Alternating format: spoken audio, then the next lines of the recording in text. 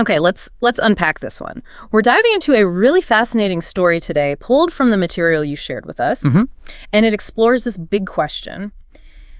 Can your history, the stuff maybe you're not proud of or what others judge you for, can that actually disqualify you from having a significant purpose? That's a powerful question to start. Right. And the person at the center of this deep dive is Rahab. She's from ancient Jericho. And the sources are pretty upfront about her, known as a prostitute, living right there inside Jericho's famous walls that are about to come down. Because society definitely had her labeled pegged based on her job, her past. But what's striking right from the get-go in these sources is how they immediately pivot from that label. Yeah. Despite how society saw her, the narrative shows her being seen completely differently by, a higher power. It highlights this potential that maybe others just couldn't see or wouldn't. Okay, so let's get into the key event. It's in the source material, Joshua chapter 2. 2 Israelite spies sneak into Jericho. This is right before the invasion. High tension moment. Totally. And guess who hides them? From the city guard, from everyone. Rahab. I mean, talk about high stakes for her personally. It absolutely is. And the material really stresses this wasn't just, some random act of rebellion. It came from something deeper. Her faith. Exactly. A powerful personal declaration of faith. She tells the spies, and this is pulled right from Joshua 2, verses 9 to 11. She says, I know that the Lord has given you this land. Wow. For the Lord your God is God in heaven above and on the earth below.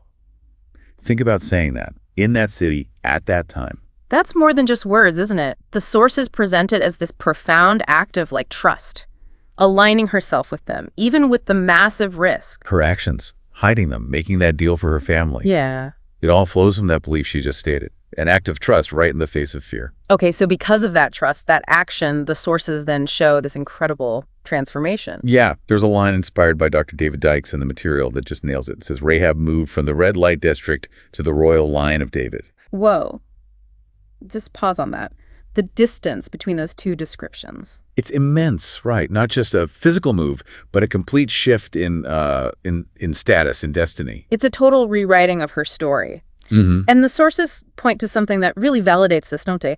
Her inclusion in Hebrews 11. Yes, that's such a key detail. Hebrews 11, it's often called the Hall of Faith. Right, it lists all these huge figures. Exactly. Abraham, Moses, these pillars of faith. And then there's Rahab, listed right alongside them. That's unexpected. It completely reframes her narrative. The material puts it beautifully. She went from a footnote of shame to a headline of grace, and the reason. Her faith and the actions that came from it. So it wasn't about erasing her past, but about her faith becoming the defining thing. That seems to be the core idea presented. And then there's the lineage, the historical impact detailed in the sources. It's just mind-blowing. Tell us about that. Well, she becomes the mother of Boaz. Boaz, who married Ruth. Another outsider in some way. That's the one. And through that specific line, traced down through the generations. You get King David, arguably the most central king in Israel's history. And it doesn't stop there. Many generations later, according to the sources, this same lineage leads to Jesus Christ. So a woman known as a prostitute becomes, what's the phrase used? A progenitor of the Prince of Peace. The sources really lean into that contrast. It's powerful. It hammers home that central message they seem to be communicating to you, the listener. Which is? That your past, whatever it holds, doesn't get the final word on your future. Her story, as laid out here, is shown as Exhibit A for how narratives can be completely rewritten. Right. How potential can be seen beyond the labels, beyond the pain or the shame. You might feel like an outsider, maybe defined by mistakes or just your circumstances. Like society defined Rahab. Exactly. But the sources propose this other perspective, one that values trust, that values faith no matter where you're starting from.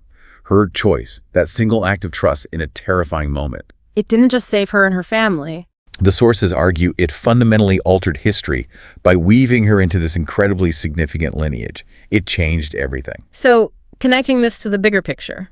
Well, the material presents Rahab's story not just as some ancient history lesson, but as real evidence. Evidence that trust, especially when you feel completely unqualified or weighed down by your past, can actually have world-altering effects. Okay. And that really brings up a question, doesn't it? Something for you to think about. If someone like Rahab, with her background, her societal label, if she could be so profoundly integrated into this central story, this significant lineage, all because of her faith and her actions, what does that